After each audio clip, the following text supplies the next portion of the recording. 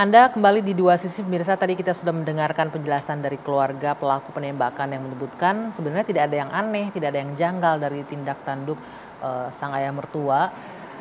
Hanya mulai mendapatkan ilham itu yang jadi pertanyaan nih. Saya mau tanya Pak Kiai terlebih dahulu. Pak Kiai, ada nggak kemungkinan kalau kita melihat kasus seperti ini, mungkinkah si pelaku salah memahami agama atau mungkin memang dia terilhami oleh mimpinya atau terpengaruh oleh apa? Kalau dari agama kita melihatnya memandangnya seperti apa? Ya, ada beberapa kemungkinan. Kemungkinan pertama dia mendalami agama sendiri tanpa bimbingan guru. Oke. Di dalam kerangka Islam itu man ta'allama bighairi mu'allimin fa mu'allimuhu asyaiton. Orang yang belajar ilmu agama tanpa dituntun oleh guru, gurunya itu setan. Bisa juga dia halu dengan jin. Mungkin saya pernah mendengar katanya sakit kemudian dia mendapatkan pengajaran dari Nabi. Ya, bisa saja orang itu bisa ketemu Nabi dalam mimpinya gitu ya. Tetapi ketika dia menobatkan diri sebagai satu-satunya sebagai utusan Allah dan wakil Nabi, kemudian dia ingin menyatukan dunia tanpa jelas apa yang mau disatukan, metodenya apa, kerangkanya apa. Di samping pemahaman keagamaan di dalam surat itu kami baca nggak menunjukkan orang yang mendalam di dalam ilmu agama gitu ya. Maka ada kemungkinan juga yang pertama adalah karena salah memahami agama yang otodidak atau dari terjemahan, bisa juga karena dia kalau bahasa psikologi barangnya halu, tapi juga karena jin. Jadi memang dia dihantui, dipengaruhi oleh jin, ada kemungkinan. Jadi ada juga orang yang tidak kuat lalu dia dimasukin jin kemudian dia sekarang didrive oleh jin gitu ya.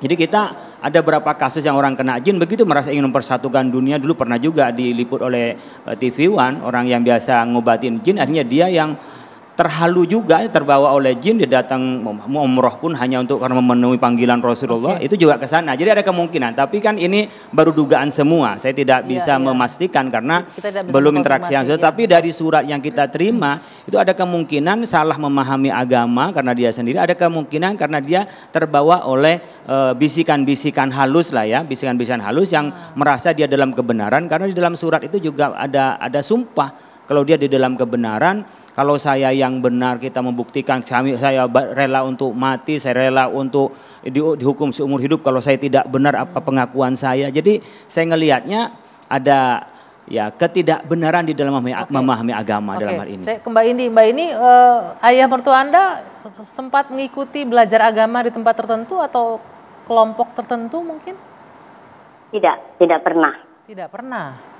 Tidak. Jadi murni karena yang Anda bilang tadi akibat mimpi itu, terilham dari mimpi. Oke.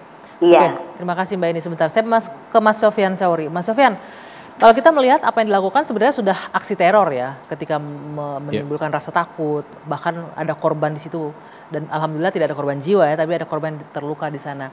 Nah, Anda sebagai mantan pelaku teror, kalau melihat ini aksi apa ini yang dilakukan oleh pelaku ini? Ya, pertama ini mirip-mirip dengan aksi The Lone Wolf, jadi aksi serigala sendirian. Biasanya mereka tidak terkoneksi dengan jamaah yang besar yang selama ini sudah di surveillance atau sudah diamati oleh kepolisian, misalnya Densus 88 gitu. Tetapi ini menjadi sangat menarik karena memang nggak bisa kita sebut sebagai terminologi teroris. Pertama karena dia tidak terhubung dengan faham atau ideologi atau motif politik gitu. Karena salah satu teroris itu adalah menimbulkan rasa takut secara masif, terus kemudian ada motif politik dan dia hampir sama sekali tidak punya, kecuali memang dia minta diakui ya. Bisa saja ini politik atau tertentu utusan gitu. Nabi. Ya, sebagai utusan Nabi dan sebagainya. Dia hanya mungkin halusinasi, pingin eksistensi, lalu kemudian dia menjadi dendam, rasa sakit hati. Dia takut kayaknya ini akan ditolak lagi, maka dia mempersiapkan senjata sebagai sebagai rasa kekesalan dia.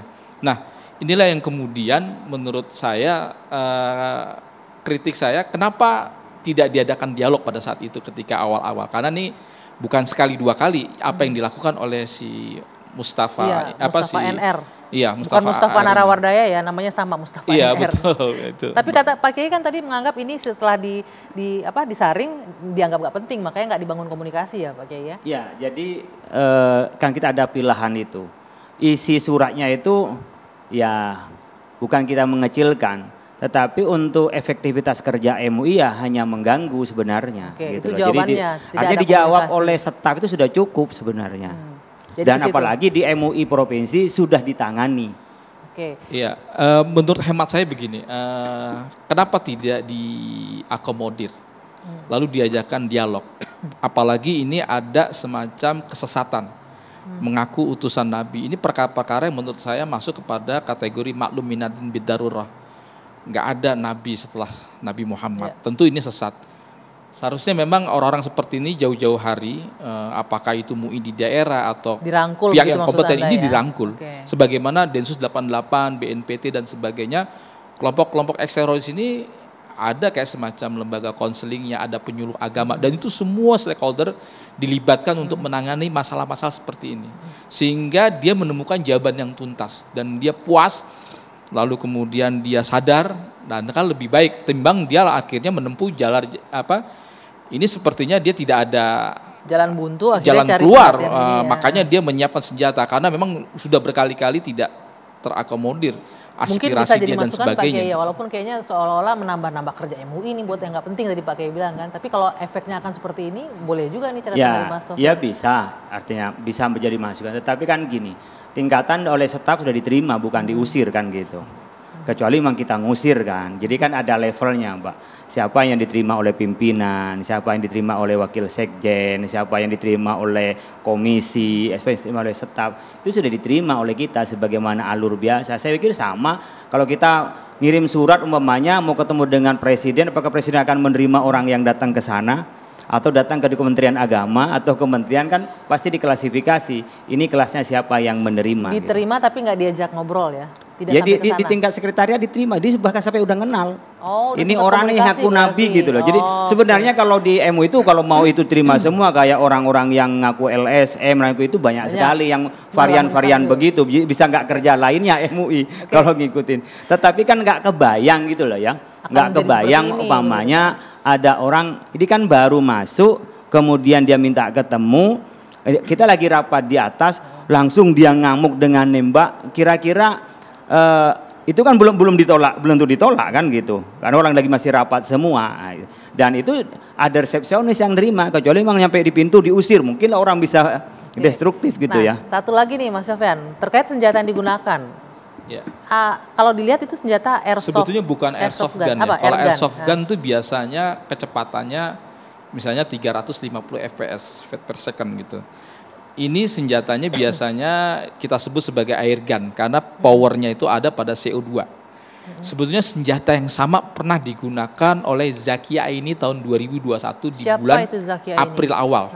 Sebagai respon ada bom bunuh diri di Makassar oleh Lukman beserta istrinya, lalu 2 hari kemudian Zakia Aini pun juga melakukan hal yang sama, menggunakan senjata yang sama. Tapi jenis senjatanya berbeda. Ini M84 Beretta yang dilakukan oleh Zakia Aini pada tanggal Glock, 1-2 April 2021. Tetapi yang dipakai oleh Mustafa ini adalah senjata Glock 19 CO2 kaliber 9 mili. Itu kalau saya lihat secara ini ya gitu. Itu mematikan nggak atau membahayakan? Sebetulnya nggak mematikan ya, karena itu kalau nggak salah 2 joule saja, sekitar 400 di atas airsoft gun. Gampang ya Mas Sofyan untuk mendapatkan itu di mana saja?